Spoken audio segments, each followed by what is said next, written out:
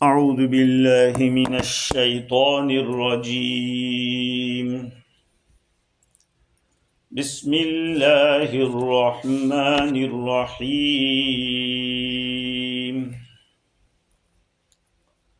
Well للمطففین الذین اذا اکتالوا علی الناس یستوفون وَإِذَا كَالُوهُمْ أَوْ وَزَنُوهُمْ يُخْسِرُونَ أَلَا يَظُنُّ أُولَئِكَ أَنَّهُمْ مَبْعُوثُونَ لِيَوْمٍ عَظِيمٍ يَوْمَ يَقُومُ النَّاسُ لِرَبِّ الْعَالَمِينَ صدق اللہ العظیم۔ بزرگوں، پیارے بھائیوں، یہ سورہ تطفیف کی شروع کی 6 آیتیں ہیں، جس میں ناپ تول میں کمی کرنے والوں کی ہلاکت کا تذکرہ کیا ہے۔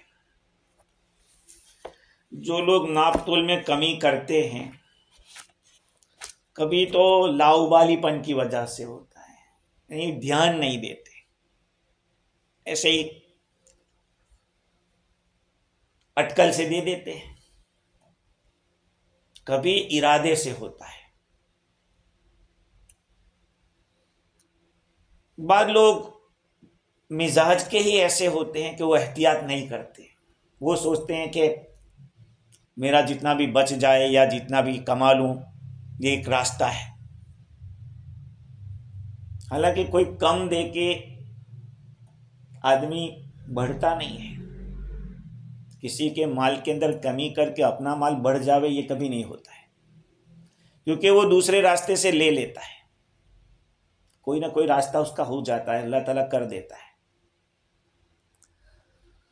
اگر اپنے حق لینے میں اگر کوئی آدمی کمی کر دے تو کوئی بات نہیں، آدمی کا حق ہے، اپنا حق چھوڑ سکتا ہے، لیکن دوسرے کے حق کے دینے کے اندر کمی کرنا یہ حرام ہے۔ اگر آپ کے پاس مال کم ہے تو پیسہ بھی کم لیجئے، یا وعدہ کر دیجئے دوسری دفعہ کہ بھئی اتنا کم رہ گیا ہے، دوسری دفعہ میں زیادہ دے دوں گا۔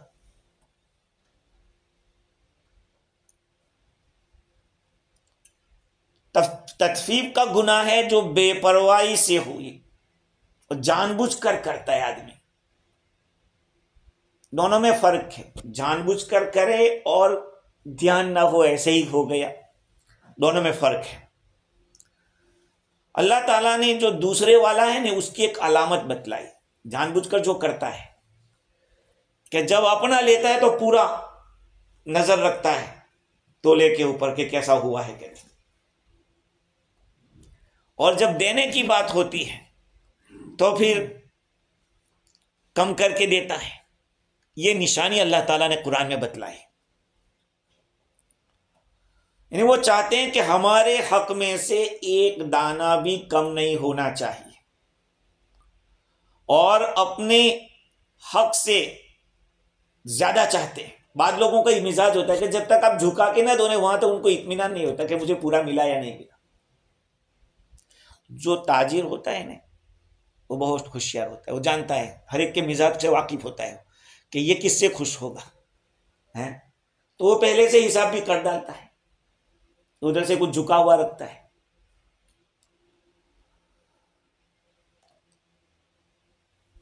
جب وہ لوگ یہ کہتے ہیں کہ اطمینان نہیں ہوتا کہ بھئی تھوڑا ڈالو تو ہمیں اطمینان ہو جائے کہ ہمیں پورا ملا، یہ ہیلا کرتے ہیں۔ دیکھو، ناپ اور تول میں تھوڑا فرق ہوتا ہے، تولنے میں اور ناپنے میں۔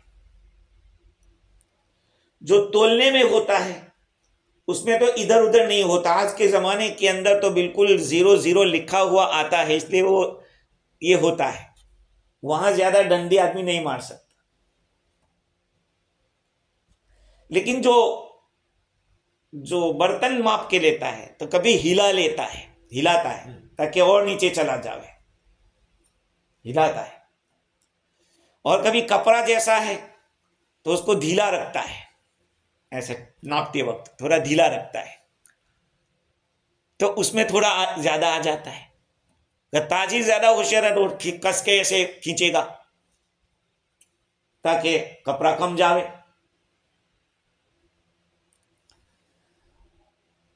اللہ تعالیٰ نے عجیب ایک نظام قائم کیا دنیا کے اندر کہ کچھ چیزیں تول پہ چل رہی تو وہ تول پہ رہ رہی ہے، کچھ چیزیں ناپ کے دی جاتی ہے تو وہ ناپ کے ہی دی جاتی ہے. شاہ عبد العزیز محدث دہلوی رحمۃ اللہ علیہ نے لکھا ہے کہ اکثر میجورٹی مطلب یہ کہ اکثر ایسا ہوتا ہے کہ جو چیز قیمتی ہوتی ہے، ویلیویبل ہوتی ہے، اس کو تولا جاتا ہے. سونا، چاندی، تانبا، راسا، یہ جو بھی رنگا، یہ ساری چیزیں تول کے دی جاتی ہے، وہ مہنگی ہے. اور جو سستی چیز ہوتی ہے اس کو ناپ کے دیا جاتا ہے. اکثر و بیشتر ایسا ہوتا ہے، کبھی ادھر ادھر بھی ہو سکتا ہے، کوئی قاعدہ کلیہ نہیں ہے. تو کل ہماری بات یہاں پہ رکی تھی کہ اللہ تعالی نے اس آدمی کی جو برائی بیان کی ہے تو یہ فرمایا کہ جب وہ لوگوں سے ناپ کے لیتا ہے تو پورا پورا لیتا ہے، اور ناپ کر دیتا ہے یا تول کر دیتا ہے تو کم کر کے دیتا ہے. تو جو لینے کی بات آئی اس کے اندر ناپنے کا تذکرہ کیا، وہ جہاں دینے کی بات آئی وہاں پہ دونوں کا تذکرہ کیا کہ ناپنے اور تولنے کا. ایسا کیوں؟ تو چونکہ جو ناپنے کا ہوتا ہے نا اس میں گنجائش زیادہ رہتی ہے کہ آدمی اس میں کسی بھی طرح سے زیادہ لے سکتا ہے. جیسے میں نے کہا کہ ہلا دیا کہ اور ڈالو اور سما جاوے، ناپنے میں ایسا ہوتا ہے. اور تولنے میں ایسی چیز نہیں ہوتی. ہاں، وہاں ایک دانہ بھی تھوڑا جائے گا جھک جائے گا، ایک دانہ بھی زیادہ چلا جائے گا جھک جائے گا، اور اس کے اندر کئی دانے جا سکتے ہیں. اور ایک بات بتاؤں آپ کو کہ سمجھ لیں، یہ بات دین کی بات ہے، بہت قیمتی بات ہے. یہ جو چیز رسول اللہ صلی اللہ علیہ وسلم کے زمانے میں ناپ کے دی جاتی تھی اس کو آج بھی ناپ کر ہی سمجھا جائے گا. سمجھنا، فطرانہ جو ہوتا ہے نا، فطرانہ عربی میں وہاں کلو نہیں لکھا ہوگا، وہاں سوا لکھا ہے. سوا حضور صلی اللہ علیہ وسلم کے زمانے میں جو پیمانے چلتے تھے تو ایسے برتن سے ماپ پہ دیتے تھے. ایسے یہ ہم کلو والا تول کے نہیں، اس زمانے ایسا نہیں تھا، ناپ کے دیتے تھے. تو ایک ہوتا تھا مد، یہ ہمارا جو ایوب ساچا ہے نا ان کے خاندان میں اس زمانے کا مد ہے، ایوب ساچا کیا. اور سا بڑا ہوتا تھا. اب وہ سا کو گنتے کیسے؟ اس زمانے میں کیا ہوتا ہے، اب یہ حساب لائے، ورنہ پہلے سا ہی کہتے تھے کہ اتنے سا کھجور، اتنے مد، ایسا ہوتا تھا. رسول اللہ صلی اللہ علیہ وسلم کے زمانے میں جو چیز مکیلی تھی آج بھی مکیلی رہے گی، جو چیز موزونی تھی وزن والی تھی آج بھی وہ وزن والی رہے گی. ہم سمجھ رہے؟ اب آپ سوچئے کہ جب اس میں اتنا لحاظ رکھا گیا تو پھر اس کا جو اماؤنٹ ہوگا کہ بھائی اتنے سا، ایک سا کھجور، ایک سا جو، ایک سا کشمش، یہ ایک سا عقیق اور نصف سا گیہوں، تو وہ جو ناپ ہے نا اس زمانے کا ناپ تھا. اس کو اب کنورٹ کیا گیا کلو کے اندر، تو وہ سا 3.5 کلو کا ہوتا ہے اور آدھا سا 1.25 کلو کا ہوتا ہے. وہ اس زمانے کے پیمانے ہیں. خیر، اب وہ سوال کہ جب ناپ کر لیتے ہیں تو پورا پورا لیتے ہیں، اور جب ناپ کر یا تول کر دیتے ہیں تو کم کر کے دیتے ہیں. جب دینے والا ہوتا ہے نا اس کو ڈنڈی مارنا آسان ہوتا ہے، ڈنڈی مارنا آسان ہوتا ہے. وہ کسی طرح سے بھی ایسے جھکا دے گا کہ آپ سوچیں گے جلدی جلدی میں کہ ہو گیا. کبھی ایسے ڈنڈی نہیں مارے گا تو ادھر ادھر نظر کرے گا تو نکال لے گا ایک کٹ. وہ اس طرح سے بھی ڈنڈی مارنا ہوتا ہے. الگ الگ طریقے ہیں، جیسا جیسا ملک ہوتا ہے، جیسے جیسے لوگ ہوتے ہیں، الگ الگ طریقے سے ڈنڈی مارتے ہیں۔ تو چونکہ دینے والے کے ہاتھ میں کم دینا اس کے قبضے میں ہوتا ہے، اور یہ دونوں میں ہو سکتا ہے، تولنے میں بھی اور ناپنے میں بھی، لیکن جب لینے کی بات آتی ہے تو اس میں لینے کے اندر آدمی تول میں تو زیادہ نہیں کر سکتا کہ دیکھو برابر ہو گیا ہے، لیکن ناپ میں ادھر ادھر ہلا بلا کے بھی زیادہ لے سکتا ہے۔ اللہ تعالیٰ کے کلام کے اندر ایک ایک لفظ کا ایک وزڈم ہے، ایک ایک لفظ کی حکمت ہے۔ تو جہاں لینے کی بات آئی وہاں ناپ کی بات آئی، اور جہاں دینے کی بات آئی وہاں دونوں کی بات آئی۔ الذین اذا اکتالوا علی الناس یستوفون۔ اور دوسری بات یہ ہے کہ گرامر کے اعتبار سے الذین اذا اکتالوا من الناس ہونا چاہیے تھا، الذین اذا اکتالوا من الناس، گرامر کے اعتبار سے، مین کے معنی سے، جب وہ لوگوں سے ناپ کر لیتے ہیں، لیکن اللہ تعالیٰ نے یہاں پر علی الناس کا لفظ استعمال کیا، لفظ علی لائے، چونکہ عربی زبان میں لام نفع کے لیے ہوتا ہے، لام ھذا لزید، یہ زید کے نفع کے لیے ہے، اور علی ضرر کے لیے، نقصان کے لیے آتا ہے۔ من جاء بالسیئۃ فعلیہ وزرھا، علیہ، علی کا لفظ، جو برائی لائے گا اس کا بوجھ اس کے اوپر آئے گا۔ من سن سنتا سیئۃ فی الاسلام فعلیہ وزرھا، جس نے اسلام میں برا طریقہ رائج کیا اس کا گناہ اس پر آئے گا، اس کا نقصان اس کو ہوگا۔ تو عربی زبان میں علی کا لفظ نقصان کے لیے اور لام کا لفظ نفع کے لیے، یہاں پر اللہ تعالیٰ نے علی کا لفظ استعمال کیا اس لیے کہ یہاں سامنے والے کا نقصان پہنچانے کا ارادہ ہے، ہاں، فقط اپنا حق لینا مقصود نہیں ہے۔ دیکھو، اپنا پورا حق وصول کرنا کچھ برا نہیں ہے، لیکن وہی جذبہ حق دینے کا بھی ہونا چاہیے کہ جب میں اس میں اتنا سخت ہوں تو اس میں بھی ہونا چاہیے۔ آج ہوتا کیا ہے، اپنا تو پورا چاہیے، دوسرے کا جی تھوڑی توڑ رہے ہیں، سامنے والا یہ کہتا ہے۔ خیر، تو کم دہی و بے شتانی بکیلو وزن، روزے بود کے از کم و بیشت خبر کند۔ تو کم دیتا ہے اور زیادہ لیتا ہے، ناپ کر اور تول کر، ایک دن ہوگا کہ جو کم اور زیادہ ہوا ہے اس کی خبر اللہ تعالیٰ دے دے گا کہ تو نے کہاں کم لیا تھا، کم دیا تھا۔ تو یہ بہت وعید کی بات ہے، ویل للمطففین، ہلاکت ہے ان لوگوں کے لیے جو کہ ناپ تول میں کمی کرتی ہے۔ ایک اور مجھے حدیث ملی، وہ ہلاکت کی جو بد دعا حضور نے دی ہے، آج کے زمانے کے اعتبار سے بہت ہی زیادہ اس کو سمجھنے کی ضرورت ہے۔ یہ روایت حضرت بہز بن حکیم بن معاویہ رضی اللہ تعالیٰ عنہ سے منقول ہے، وہ اپنے دادا سے نقل کرتے ہیں کہ رسول اللہ صلی اللہ علیہ وسلم نے فرمایا، وَيْلٌ لِّلَّذِي يُحَدِّثُ فَيَكْذِبُ لِيَضْحَكَ النَّاسُ وَيْلٌ لَّهُ وَيْلٌ لَّهُ، ہلاکت ہے اس آدمی کے لیے جو کہ بات کرتا ہے تو جھوٹ بولتا ہے تاکہ لوگ ہنسے۔ نبی صلی اللہ علیہ وسلم نے پھر فرمایا اس کے لیے ہلاکت ہے، اس کے لیے ہلاکت۔ آج ٹک ٹاک بنانے والے، واٹس ایپ کے اوپر پروگرام ڈالنے والے، اکثر و بیشتر جھوٹ پر مبنی ہوتی ہے باتیں، لوگوں کو ہنسانا مقصود ہوتا ہے۔ یہ حدیث صاف کہہ رہی ہے، اس کو مسانید میں بھی نقل کیا، سنن میں بھی نقل کیا ہے، روایتیں، حدیث مسند احمد ہے، اس طرح سے مسند سنن میں سنن ابو داؤد، سنن ترمذی، سنن دارمی، کا سنن میں بھی حدیث آئی، مسند میں۔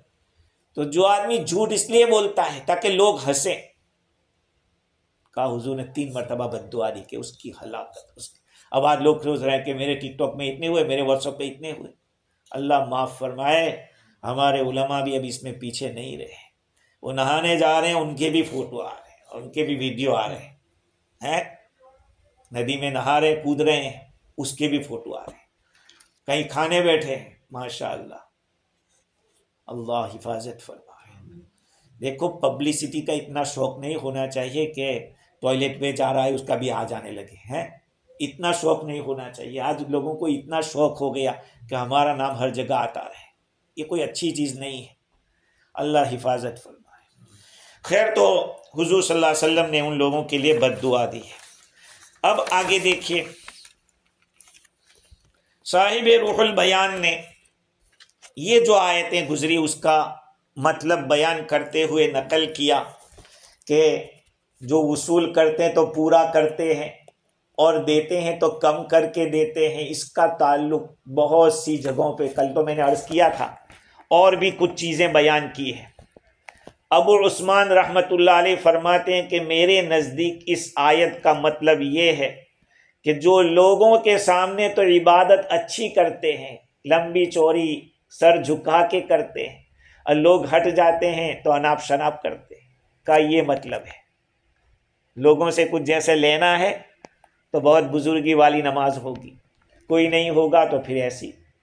اور تعویلات نجمیہ میں یہ لکھا ہے کہ اصل میں اس آیت میں اشارہ ہے عبادت اللہ تعالیٰ کی فرما برداری اور عبادت میں کوتاہی کرنے والے، اور پھر کیا چاہتے ہیں؟ لوگوں میں عزت مانگے ہیں، لوگوں کے اللہ تعالیٰ سے اللہ کی مہربانی مانگتے ہیں۔ ادھر تو کوتاہی ہے، عبادت میں کوتاہی، اللہ کی طاعت میں کوتاہی، اور ادھر چاہتے کیا ہے کہ لوگ ہمیں رسپیکٹ دے، اللہ بھی ہمارے اوپر بہت مہربان رہے۔ تو یہ اپنے روزی کے جو پیمانے ہیں وہ فل مانگتے ہیں کہ ہمیں زیادہ سے زیادہ روزی ملے، اور ادھر اللہ کی فرما برداری میں زیرو ہوتے ہیں۔ تو طاعت اور عبادت کے پیمانے کو کمی کے ساتھ بڑھتے ہیں اور روزی کے پیمانوں کو فل مانگتے ہیں، کا اس کی طرف اشارہ ہے۔ اور علامہ قاشانی نے کہا کہ اشارہ اس کے اندر اخلاقیات میں ہے۔ اخلاقیات، کسی کا بیٹا کرے تو کہا یار دیکھو کتنا نکما آدمی ہے، کیسی اولاد ہے، اور ہمارا بیٹا کرے تو ماشاءاللہ دیکھا بہت ہوشیار ہے، ہمارا بہت چالاک لڑکا ہے نا۔ یہ اخلاقیات کی چیز ہے۔ اپنے بارے میں اپنی بات کی تعویل ہوگی، دوسرے کی بات کی تعویل نہیں۔ کہا کہ امیر حمزہ نے کیا ہے وہ غلط آدمی ہے، میں نے کیا ہے، ارے بھائی میری طبیعت ٹھیک نہیں تھی، میرے بھائی اس کی بھی تو خراب ہو سکتی ہے۔ آج میرے بھائیو بدگمانی اتنی کہ ہم سامنے والے کے لیے تو تعویل نہیں کرتے، اپنے لیے تعویل کرتے ہیں۔ بھائی لیٹ آئے تو بھائی کیوں، ہو سکتا ہے بیچارے کو کچھ کام ہو گیا، ہو سکتا ہے وضو کیا ہو پھر ضرورت پیش آ گئی ہو، یہ کوئی ہم تعویل نہیں کریں۔ اپنے ہر کام کی تعویل، یعنی ہم 100% شوا اور سامنے والا 100% غلط۔ یہ تو ایسا ہی جیسے پولیس والا معاملہ، پولیس بھی جب بھی کوئی جائے گا اس کے پاس وہ سامنے والے کو الزام ہی دے گا کہ تو نہیں کیا، بس ایسا ہے۔ تو ہم لوگ چوکیدار نہ بنے، ہر ایک کو اپنی قبر میں سونا ہے، اللہ تعالیٰ کے سامنے تنہائی میں ہم سب کو جانا ہے۔ آدمی یہی سوچ لے کہ کیا ہوگا، آج پھٹافٹ لوگ جا رہے ہیں دنیا سے ہیں، ایک دن ہم ایسا کہ ہم باقی رہ جائیں گے، ہماری بھی باری آنے والی ہے۔ تو یہ ہے قرآن کی آیت کہتی ہے کہ اخلاق کے اندر بھی دوسروں کے کمالات کو بھی تولو تو پورا وزن دو اس کو، اپنے کمالات کو بڑھا چڑھا کے مت بتلاؤ۔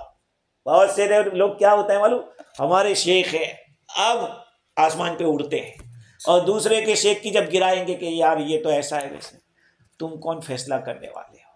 یہ آیتیں ایسا مت سمجھو کہ صرف ناپ تول کی بات ہو گئی ختم ہو گئی، بہت گہرائی ہے ان آیتوں کے اندر۔ وَإِذَا كَالُوهُمْ أَوْ وَزَنُوهُمْ يُخْسِرُونَ، جب ان کو تول کے دیتے ہیں یا وزن کر کے دیتے ہیں تو کم کر کے دیتے ہیں۔ یہاں پر لام ہونا چاہیے تھا، نفع کی بات ہے، کالو لہم وزنو لہم ہونا چاہیے تھا، لیکن لام کو حذف کر دیا اس لیے کہ یہاں شبہ نفع کا تھا، حالانکہ یہاں نفع نہیں ہو رہا ہے، نقصان ہو رہا ہے، جیسے کہ سامنے والا کم کر کے دے رہا ہے، اس نے لام کو گرا دیا۔ قرآن ہے یار، ایک ایک بات کے اوپر اگر جاوے ہم لوگ گہرائی میں تو ایک تو گرامر کا مسئلہ ہے، گرامر کی تھوڑی آپ جانتے نہیں عربی کی گرامر کو، خیر۔ تو یہاں لینا اور دینا ہو رہا ہے، لیتا ہے پورا، دیتا ہے کم، اس کی 4 صورتیں ہوتی ہیں۔ جو آدمی لیتا دیتا کے اندر کمی بیشی کرتا ہے اس کی 4 صورتیں ہیں۔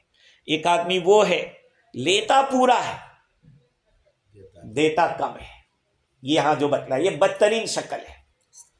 ایک شکل یہ کہ لیتا جارے دے دیا چل ٹھیک ہے، لیکن جب دیتا ہے تو پورا پورا دیتا ہے، یہ بہترین شکل ہے، سب سے بڑھیا دینے میں، ہاں پورا دیتا ہے۔ اور لینے کے اندر چلا لے، کوئی بات۔ ایک تو یہ کہ لیتا بھی پورا ہے، دیتا بھی پورا ہے، یہ اچھی انصاف والی بات ہے، ہونا چاہیے۔ ابھی سامنے والا یہ نہ سمجھ لے کہ سب بدھو ہے۔ بہت سارے لوگ یہ سمجھ کے یار دیکھو میری چالاکی، ہاتھ کی چالاکی ہے، یہ سوچتے ہیں۔ تو پورا لو، پورا دو۔ اور دوسری صورت ہے کہ دونوں میں گھٹا کر دے، لے تب بھی گھٹا کر، دے تب بھی گھٹا کر، یہ درمیانی صورت ہے۔ لیکن اس میں ایک شکل اچھی ہے کہ چلو لے لیتا ہے جیسا دے دیا، لیکن دوسرے کا گھٹا کر دینا یہ اچھا نہیں ہے۔ نہیں، لیکن 4 شکلیں یہاں کل ہوتی ہے، کل 4 شکلیں۔ اچھا، دے تو پورا، لے تو گھٹا کر، یہ جیسے میں نے کہا 4 شکلیں، یہ بڑھیا شکل ہے۔ یہ تقسیم اس لیے کی ہے کہ روایت کے اندر قرضے کی بھی 4 صورتیں لکھی ہے۔ قرضہ، جو آدمی قرضہ لیتا ہے دیتا ہے، اس میں حدیث میں 4 قسمیں آئی کہ قرضہ سہولت سے وصول کرتا ہے اور ادا بھی سہولت سے کرتا ہے۔ وہ لینے کے لیے وہی میرا قرضہ، ارے ابھی نہیں، اچھا ٹھیک ہے بعد میں دے دینا، اور آپ لینے گئے تو فوراً دے دے گا۔ یہ بڑھیا شکل ہے۔ قرضہ وصول جب کرتا ہے تو نرمی سے کرتا ہے، بھائی میرا ضرورت ہے، اور جب کوئی اس کے ذمے ہے تب بھی سہولت سے دے۔ ایک صورت یہ ہے قرضہ کی کہ ادا بھی شدت سے کرتا ہے، جب تک اس کے اوپر سختی نہیں کرو وہاں تک دیتا نہیں ہے، اور جب لیتا ہے تو سختی سے لیتا ہے۔ ہمارا جو پٹھانی، جس کو اگرانی کہتے ہیں، پٹھانی وصولی کہتے ہیں، پٹھانی وصولی، وہی چاقو نکال کے تو وصول کرتا ہے تب بھی سختی، دیتا ہے تب تک جب تک سختی نہیں کریں گے وہاں تک۔ یہ شکل ویسی ہے جو قرآن میں بیان کی ہے، یہاں ایسا ہے۔ تیسری صورت یہ ہے کہ قرضہ تو بخوبی ادا کر دیتا ہے لیکن شدت سے وصول کرتا ہے، جب لیتا ہے تو پھر وہی بات کرتا ہے۔ تو یہ کوئی بری بات نہیں ہے، مہلت دینا واجب ہے۔ اگر غریب آدمی ہے اور وہ قرضہ نہیں پے کر رہا ہے تو اس کو مہلت دینا واجب ہے۔ لیکن اگر مالدار ہے اور جان بوجھ کے یہ کر رہا ہے، مطلول غنی ظلم، مالدار آدمی کا ٹال مٹول کرنا ظلم ہے پیسہ، پھر بھی کہا کہ یہ سمجھے گا کہ اس کے پاس بہت پیسہ ہے جلدی دے دیں۔ میں نے بعض لوگوں کو دیکھا، بعض تاجر کو، میں اپنے ایک رشتہ دار کی بات کروں کہ میں بیٹھا ہوا تھا تو ایک مزدور کام کر کے پیسہ کا بھی نہیں کلا نہ کل، میں نے کہا ہے پھر دے دو یار، ہے پھر کیوں نہ کہہ رہے، اس کو بیچارے کو پکانا ہوگا۔ ایسا بعض لوگوں کو پتہ نہیں حق دینے میں بھی تکلیف ہوتی ہے۔ چوتھی صورت یہ ہوتی ہے کہ لوگوں کا قرضہ خرابی سے ادا کرتا ہے اور اپنا قرضہ جو ہوتا ہے وہ وصول کرنے میں نرمی کرتا ہے۔ یہ بھی درمیانی شکل ہے، اپنا وصول کرتا ہے تو نرمی سے، اور جب دینے کی بات آتی ہے تو زبردستی کرو گے تب دے گا۔ ایسے ہی غصے کی بھی 4 قسم ہیں۔ غصہ 4 قسم کا ہوتا ہے، جلدی آوے جلدی جاوے، دیر میں آوے دیر میں جاوے، جلدی آوے دیر میں جاوے، دیر میں آوے جلدی جاوے۔ اس میں سب سے بڑھیا غصہ وہ ہے جو دیر میں آوے اور جلدی جاوے، سب سے اچھا۔ اور سب سے خراب یہ ہے کہ جلدی آوے اور دیر میں جائے۔ بعض لوگ ایسے ہوتے ہیں کہ دبا غصہ جب آ جاتا ہے تو جلدی جاتا نہیں، اور بعض لوگ ایسے ہوتے ہیں کہ غصہ جب آتا ہی نہیں جلدی، لیکن آتا ہے تو جلدی جاتا ہے۔ تو سب سے بڑھیا یہ ہے کہ آدمی کو دیر میں غصہ آوے اور جلدی چلا جائے۔ تو دیکھیے یہ جو ناپ تول کی بات ہماری چل رہی تھی، یہ اللہ تعالیٰ نے جو وعید بتلائی ہے وہ کس کے لیے بتلائی ہے؟ کافروں کے لیے بتلائی ہے؟ نہیں، مسلمانوں کے لیے بتلائی، نماز پڑھنے والوں کے لیے بتلائی ہے جو ناپ تول میں کمی کرتے ہیں، اور مسلمان کے لیے کہا بھائی اس کا تو پہلا مسئلہ تطفیف کا نہیں ہے، اس کا تو پہلے ایمان کا مسئلہ ہے۔ غیر مسلم کا جو مسئلہ ہے اس کو تو سوال پہلے ہی ایمان کا ہے کہ بھائی کلمہ پڑھو گے، پہلی بات یہ کلمہ کیوں نہیں پڑھا، بس یہ نماز پڑھنے والوں کی بات ہے۔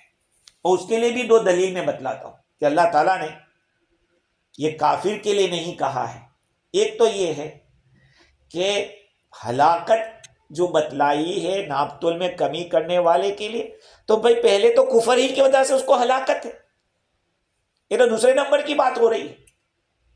اور دوسری دلیل یہ ہے الا یظن اولئک انہم مبعوثون، کیا اس کا یہ گمان نہیں کہ ان کو اٹھایا جائے گا، وہ لوگ اٹھائے جائیں گے؟ اس کا یقین نہیں، ان کا گمان نہیں ہے اس کا؟ یہ کس کے لیے کہا جائے گا؟ کافر کا تھوڑی یقین ہے، وہ تو ریبٹ کو کہتا ہے، آواگون کو کہتے، تناسب کو کہتا ہے کہ پہلے زمانے اچھے کرم کریں گے تو دوسرے جنم میں کچھ اچھا بن کے آئیں گے، وہ تو ان کا ہے۔ اسلام میں تو یہ بات ہے نہیں۔ الا یظن اولئک انہم مبعوثون۔ اب ان لوگوں کو کبھی ایسا سوچتے نہیں ہوں گے کہ کوئی کتا پوسی آتا ہوگا تو یہ نہیں سوچتے ہوں گے کہ ابا آ گئے ہو یا امی آ گئی ہو، کہ دوسرے جنم میں ان کا یقین ہے تو پھر ہر جانور میں یہ شک رہے گا ہے۔ اللہ کا احسان ہے کہ ایمان ہم لوگوں کو اللہ تعالیٰ نے دیا۔ خیر، تو یہ تول ناپ تول کی کمی کا جو معاملہ ہے وہ بہت ہی زیادہ نازک ہے۔ کیوں ایسا؟ اللہ تعالیٰ نے قرآن پاک کے اندر ایک جگہ پہ نہیں، ایک جگہ نہیں، کئی جگہ پر اس کا حکم دیا۔ وَالسَّمَاءَ رَفَعَهَا وَوَضَعَ الْمِيزَانَ أَلَّا تَطْغَوْا فِي الْمِيزَانِ وَأَقِيمُوا الْوَزْنَ بِالْقِسْطِ وَلَا تُخْسِرُوا الْمِيزَانَ۔ سورہ الرحمن قرآن کی دلہن کہلاتی ہے۔ سورہ رحمان کو کیا کہتے ہیں؟ عروس القرآن، قرآن کی دلہن۔ اس کے شروع میں اللہ تعالیٰ نے اس کو بیان کیا، آسمان کو بلند کیا اور ترازو کو اتارا، تاکہ لا تطغوا فی المیزان، تاکہ ترازو کے اندر تم لوگ سرکشی نہ کرو، حد تجاوزی نہ کرو۔ وَأَقِيمُوا الْوَزْنَ بِالْقِسْطِ، کہا کہ ترازو کو انصاف کے ساتھ قائم کرو۔ قرآن یہ حکم دے رہا ہے، وَلَا تُكْسِرُوا الْمِيزَانَ، ترازو کو کم کر کے تولنے میں کمی مت کرو۔ اور وَلَقَدْ أَرْسَلْنَا رُسُلَنَا بِالْبَيِّنَاتِ وَأَنزَلْنَا مَعَهُمُ الْكِتَابَ وَالْمِيزَانَ لِيَقُومَ النَّاسُ بِالْقِسْطِ۔ اللہ تعالیٰ نے نبی کو بھیجنے کے ساتھ اس کو بیان کیا، وَلَقَدْ أَرْسَلْنَا رُسُلَنَا، ہم نے اپنے رسولوں کو واضح دلائل کے ساتھ بھیجا، اور اس کے ساتھ ساتھ ان کے ساتھ کتاب بھی اتاری اور ترازو بھی اتارا، تاکہ لوگ انصاف قائم کریں، انصاف کے ساتھ ترازو تولے، ترازو کو قائم۔ اب سوچئے، قرآن صرف نماز روزے کی کتاب نہیں ہے، قرآن مجید کے اندر معاملات کا تذکرہ ہے، معاشرت کا تذکرہ ہے۔ ہم نے قرآن کو سمجھا کہاں ہے؟ سوچ لیا کہ گزر گیا تو بیٹھ جاؤ پڑھنے کے لیے یاسین، بس۔ قرآن یہ بتا رہا ہے کہ ترازو ہم نے آسمان سے اتارا ہے۔ اور کل میں نے روایت نقل کی تھی، حضرت قتادہ فرماتے ہیں کہ اللہ تعالیٰ فرماتے ہیں کہ اے ابن آدم، تو پیمانے کو پورا پورا بھر، جیسے تو چاہتا ہے کہ تیرے لیے پورا بھرا جائے، ایسے ہی۔ خیر، تو اللہ تعالیٰ نے ان آیات کے بعد جو آیت بیان فرمائی وہ یہ ہے، الا یظن اولئک انہم مبعوثون لیوم عظیم یوم یقوم الناس لرب العالمین۔ کیا یہ لوگ یہ نہیں سمجھتے کہ ان کو اٹھایا جائے گا، مرنے کے بعد دوبارہ ان کو پیدا کیا جائے گا ایک بڑے دن کے اندر، جس دن لوگ رب العالمین کے سامنے کھڑے ہوں گے۔ تھوڑا تھوڑا بھی اگر روزانہ سوچ لیا کرے سونے سے پہلے کہ مجھے اللہ کے سامنے کھڑا ہونا ہے، خدا کی قسم اگر یہ سوچتے سوچتے تھوڑے آنسو بھی بہہ گئے، تھوڑے آنسو بھی بہہ گئے تو جنت ہو جائے گی۔ اللہ کے سامنے کھڑا ہونے سے ڈرنا کتنی بڑی فضیلت۔ وَلِمَنْ خَافَ مَقَامَ رَبِّهِ جَنَّتَانِ، اس آدمی کے لیے جو رب کے سامنے کھڑا ہونے سے ڈرا، اس کو 2 جنتیں ہوگی۔ کیا کہا؟ اللہ کے سامنے کھڑا ہونے سے ڈرا، اس کو 2 جنتیں۔ ایک مرتبہ ایک بادشاہ نے رات کے وقت اپنی بیوی سے یہ کہہ دیا کہ اگر میں جنتی نہیں ہوں تو تجھے طلاق۔ بادشاہ نے یہ کہہ دیا، اب جنتی ہونے کا پتہ کب چلے گا؟ وہ تو مرنے کے اس کے لیے مرنا پڑے گا، اور کس کو پتہ چلے گا کہ وہ جنت میں گیا یا کہاں گیا؟ تو یہ بولتے تو بول دیا اس نے، جب ایسی حالت ہوتی ہے تو پھر بھاگو مولانا کو، مفتیوں کو ڈھونڈو، ہے خصوصی طور پر جب طلاق کی بات ہوتی ہے تو کہا یار ایک آدھ کتاب اور دیکھ لو یار، کہیں راستہ نکلتا ہو تو کچھ ڈھونڈو۔ جاتے جاتے ایک فقیہ کے پاس پہنچے، بادشاہ نے فقیہ کو بلایا، انہوں نے پوچھا کہ گھبراؤ نہیں، طلاق نہیں ہوئی ہے۔ کہا کیسے؟ کہا تم نے کبھی اللہ تعالیٰ کا ڈر محسوس کیا تھا؟ تم کبھی یہ سوچ کر ڈرے کہ مجھے اللہ کے سامنے کھڑا ہونا ہے؟ کبھی یہ سوچ کر ڈرے؟ کہا بہت دفعہ۔ آپ کو تو 2 جنت ملے گی، ایک نہیں۔ اللہ تعالیٰ قرآن پاک میں فرماتے ہیں وَلِمَنْ خَافَ مَقَامَ رَبِّهِ جَنَّتَانِ، اس آدمی کے لیے جو کہ رب کے سامنے کھڑا ہونے سے ڈرا، جنتان، اس کو 2 جنتیں ملے گی۔ تو اللہ کے سامنے کھڑا ہونے کا ایک استحضار ہر وقت دماغ میں یہ سوار ہو کہ ایک دن خدا کے سامنے مجھے حاضر ہونا ہے، اور میں نے دنیا میں جو کچھ بھی کیا ہے اس کا مجھے پورا پورا جواب دینا پڑے گا۔ کیا جواب دے گا؟ تو اللہ تعالیٰ نے یہ جو آیتیں پیش کی ہے اس مقام کے اوپر، ناپ تول میں کمی کرنے والے کو اللہ تعالیٰ نے وارن کیا ہے کہ اگر تو اتنا سوچ لیتا تو پھر تو کبھی نہ یہ کرتا۔ جو آدمی قیامت کا اعتقاد رکھے گا، اللہ تعالیٰ کے حقوق کو اس طرح سے وہ ضائع نہیں کرے گا، جس کو یہ یقین ہے نہیں کہ مجھے ایک دن پیش ہونا ہے اللہ کے سامنے۔ دنیا، مفتی شفیع صاحب رحمۃ اللہ علیہ نے اپنی تفسیر کے اندر کسی مقام پہ لکھا ہے کہ دنیا میں جتنے بھی کرائمز ہو رہے ہیں ان کرائمز کو روکنے کے لیے سب سے بڑی اگر کوئی چیز ہے تو وہ فکر آخرت ہے۔ آخرت کا فکر ہی آدمی کو گناہ سے روک سکتا ہے، ورنہ کتنی آرمی، کتنی پولیس دنیا کے اندر ہے، کرائمز کہاں رکتے ہیں؟ کرائمز رکتے نہیں۔ بہت سی ایسی جگہ جہاں کرائمز ہو سکتے ہیں، موقع بھی ہوتے ہیں لیکن نہیں ہوتے، وہاں کیوں؟ وہ اللہ کا ڈر ہوتا ہے۔ تو اصل تو انسانوں کے دلوں پہ محنت کرنے کی ضرورت ہے۔ اللہ تعالیٰ نے انبیاء کرام کو جو بھیجا تھا وہ دلوں کو بنانے کے لیے بھیجا تھا کہ یہ اگر بن گیا تو پھر گناہ نہیں کرے گا۔ اس لیے اللہ تعالیٰ نے بطور سوال کے فرمایا الا یظن اولئک انہم مبعوثون، کیا وہ یہ گمان نہیں کرتے کہ ان کو اٹھایا جائے گا، دوبارہ پیدا کیا جائے گا؟ لیوم عظیم، ایک بڑے دن میں، یوم یقوم الناس لرب العالمین، جبکہ لوگ رب العالمین کے سامنے کھڑے ہوں گے۔ اب سوچئے انداز بیان کو دیکھیے اللہ تعالیٰ کے،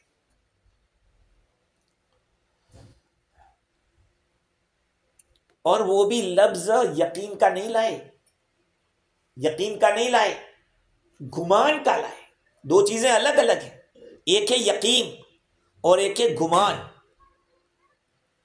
ایک آدمی ایسے راستے کے اوپر اوور اسپیڈ جا رہا ہے جہاں پہ پولیس ہے، پولیس ہے، اس کو کسی نے لائٹ سے اشارہ بھی کیا کہ پولیس ہے، اب یہ یقین ہے کہ پولیس ہے، اس کے باوجود جا رہا ہے تو غلط کر رہا ہے۔ لیکن یہ ایسی جگہ پہ پھنس جا رہا تھا جہاں اس کا گمان بھی نہیں تھا اور پولیس نے پکڑا۔ ارے یار، سوچا بھی نہیں تھا کہ یہاں بھی پولیس آ سکتی ہے۔ بڑے جنگل کے اندر آدمی اوور اسپیڈ جا رہا ہو اور وہاں پہ پولیس چپ چاپ نکلے اور کہ گدے ہے وہ گدے کہہ کر وہ آپ کو دے دے تو کیا ہوگا؟ اب یہ سوچیں گے کہ میرا تو گمان نہیں تھا یار کہ یہاں بھی پولیس مل سکتی ہے۔ تو اللہ تعالیٰ نے لفظ گمان سے پوچھا کہ کیا ان کا گمان بھی نہیں تھا؟ یقین ہوتا تب تو آدمی بچ جاتا، تھوڑا تو گمان ہوتا۔ ارے آدمی جب گمان بھی کرتا ہے نہیں تو ایسی جگہ بھی سنبھل کے چلتا ہے کہ یہاں بھی پولیس پکڑ سکتی ہے، یہاں بھی مجھے ٹکٹ مل سکتا ہے۔ دوسری بات یہ ہے کہ اگر کسی دن اس دن کا اعتقاد کبھی نہ بھی ہو تب بھی آدمی کے گمان بھی اس قسم کی برائیوں سے بچنے کے لیے کفایت کرتا ہے۔ جیسے ایک مسافر راستے کے خطرے کی وجہ سے صرف وہم پر آدمی جاتا ہے تو کھانا لے کے جاتا ہے. آدمی اس کو معلوم ہے کہ ہوٹل ہوگی راستے میں، یہ ہوگا، ملے گا، پھر بھی کچھ نہ کچھ کھانا لے کر چلتا ہے، ایک وہم کے اوپر کہ ہو سکتا ہے دکان بند ہو سکتا ہے کہ کھانا نہ ملے، ہو سکتا ہے حلال نہ ملے. اس گمان کے اوپر بھی آدمی کھانا اور توشہ لے کے نکلتا ہے. تو کہا یہاں اتنا گمان بھی ہوتا کہ مجھے اپنے کیے کا جواب دینا ہے. میں نے جتنی بھی ڈنڈیاں ماری ہے، جہاں جہاں بھی ماری ہو، عبادت میں ماری ہو، اسی طرح معاشرت میں ماری ہو، بیوی کے حقوق کے ادا کرنے میں ڈنڈی ماری ہو، یا اولاد کے حقوق کے اندر ڈنڈی ماری ہو، جہاں کہیں جب کبھی گمان ہوا کہ یار یہ تو اللہ دیکھ رہا ہے اور وہ سب کیچ ہو رہا ہے، میں کیا جواب دوں گا، تو آدمی اس سے سنبھل جائے گا. اللہ تعالیٰ نے جو زن کا لفظ یہاں استعمال کیا اس میں علماء کی دو رائے ہے. ایک تو یہ ہے کہ اس سے مراد علم ہے. علم اتنا یقین نہیں تھا. اگر یقین والی بات ہے تو پھر ایمان والوں کے سے خطاب ہوگا کہ ایمان والوں جیسے اوس اور خزرج مدینہ والوں میں سے جو مدینہ منورہ میں تھے، جو اسلام میں داخل ہوئے تھے، آپ صلی اللہ علیہ وسلم جب تشریف لے گئے تو وہ لوگ یہی کرتے تھے، ناپ تول میں کمی کرتے. اللہ تعالیٰ نے وہی بات ان کو بتائی کہ تم آخرت کو مانتے ہو، جب مانتے ہو تو پھر ایسا کیوں کرتے. اور اگر یہ سمجھیں کہ مخاطب اس آیت کے اندر ایمان والے نہیں ہیں تو بھی کم از کم آدمی کو یہ تو ایک لاجیکلی بات سمجھ میں آتی ہے کہ جو اچھا کرے گا اس کو اچھا ملے گا، جو برا کرے گا اس کو برا ملے گا. یہ تو لاجک ہر ایک آدمی، غیر مسلم بھی اگر کوئی ان کا نالائق آدمی کہیں پھنستا ہے تو کہتے ہیں کہ دیکھو جیسا کرو ایسا بھرو، ایسا بولتے ہیں لوگ، تو وہ بھی سمجھتے. تو یہ چیز اگر سمجھنے والا ہوتا تب بھی ایسا نہیں کرتا. لیوم عظیم، اللہ تعالیٰ نے قیامت کے دن کو بڑا دن کہا ہے، بہت بڑا دن ہوگا. کیوں بڑا دن ہوگا؟ اس کی بزرگی اس لیے ہوگی کہ وہاں پہ رتی کا بھی حساب لیا جائے گا. جو کا تو جو دلوں میں ہے وہ بھی کھل کے آ جائے گا. آدمی اگر کام اچھا کرتا تھا لیکن نیت بری تھی وہ بھی کھل کے آ جائے گی، اس لیے کہ معافی الصدور کو اللہ تعالیٰ جانتے ہیں. اس لیے اللہ تعالیٰ نے اس کو لیوم عظیم قرار دیا.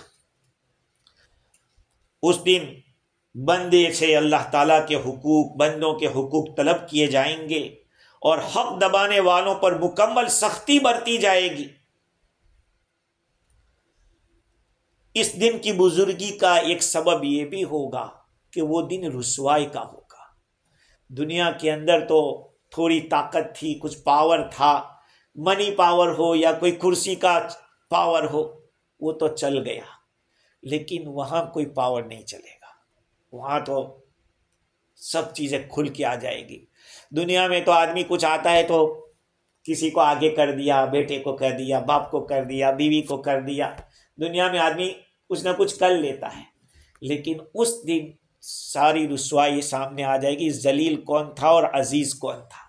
اللہ کی نظر میں جو عزیز ہوگا وہی عزیز سمجھا جائے گا. تو وہ اس دن کو اللہ تعالیٰ نے لیوم عظیم، بڑا دن. جب اللہ تعالیٰ کسی دن کو بڑا کہہ دے اس کا کیا مطلب؟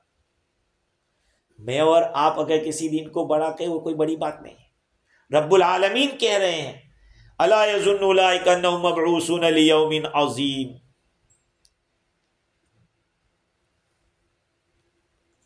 کتنا بڑا ہوگا؟ 300 سال کے برابر ہوگا. دنیا کے 300 سال کے برابر. بعضوں نے 40 سال بتایا، بعضوں نے اس سے کم اور اس سے زیادہ، مختلف اقوال نقل کیے ہیں. اتنا لمبا دن ہوگا.